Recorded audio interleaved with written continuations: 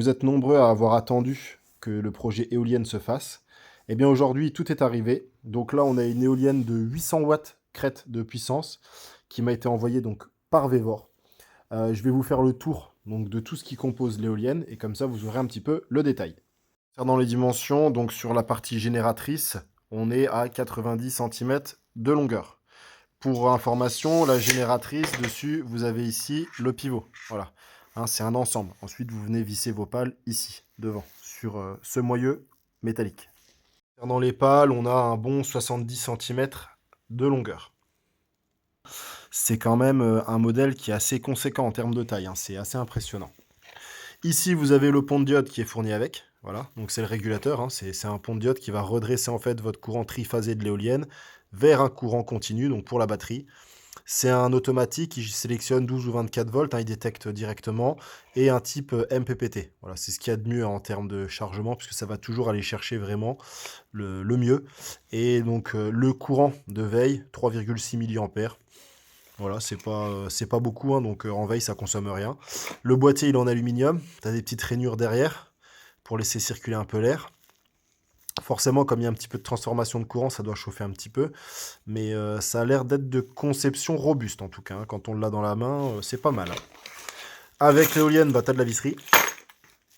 Une petite notice. Et tu as aussi donc le nez devant qui viendra ici, donc une fois qu'il y a la fixation des pales. Alors je me répète, l'éolienne, elle vient de chez Vevor. C'est eux qui m'ont envoyé ce modèle, c'est le 12 volts 800 watts, comme je l'ai déjà expliqué. Il y a un code promo que j'affiche à l'écran ici qui vous permet d'avoir 5% de remise.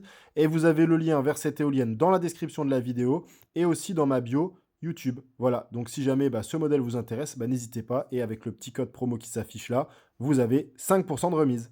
Donc ici, j'ai mon petit banc de test. Donc là, tu vois, l'éolienne est fixée dans l'étau pour que je puisse la manœuvrer. Faire laisser une petite visseuse Makita. Je la mets donc sur la vitesse faible, d'accord? On tourne pas très très vite. Ici donc, on a notre régulateur. Le multimètre, on le met bien à 0. On se met sur l'éolienne.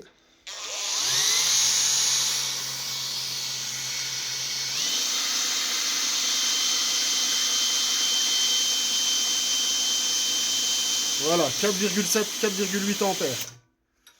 Donc c'est déjà pas mal. Hein. On va parler un petit peu mathématiques. Donc c'est assez simple, on l'a vu sur le multimètre, on a 4,7 ampères sous 12 volts. Ça représente 56,4 watts de puissance. Notre ampoule de type H4, elle est donnée pour 55 à 60 watts de puissance. Donc on a une charge et on a la puissance qui correspond en face. Hein. Voilà.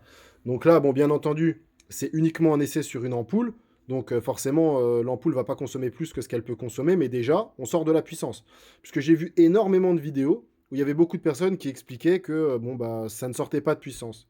Moi, là, j'ai fait l'essai.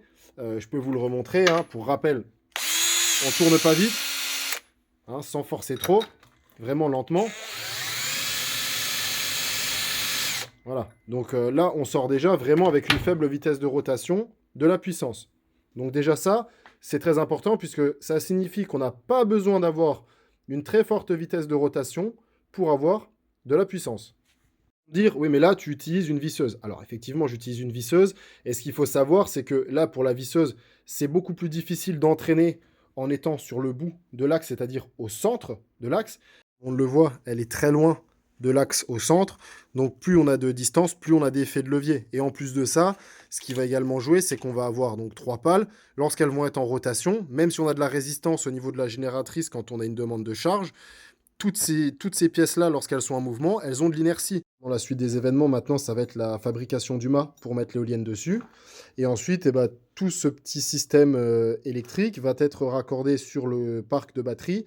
Et là, on aura donc un système de mesure, je vous montrerai ça dans une autre vidéo, qui nous permettra de voir la production journalière, hebdomadaire, etc., enfin dans le temps. Et là, on pourra se donner un avis sur la puissance totale. Mais voilà, moi, déjà, sur une demande de charge, pour une ampoule, il y a une demande, il y a une réponse, ça fonctionne, donc c'est déjà un très bon point. Et on verra ensuite, une fois qu'elle sera sur son mât, sur la puissance totale, ce que ça donne. Voilà. Donc j'espère que ce petit format vous aura plu. Il y a plein de choses qui vont arriver à propos de cette éolienne. Donc si ça vous a plu, n'hésitez pas et surtout, pensez à vous abonner.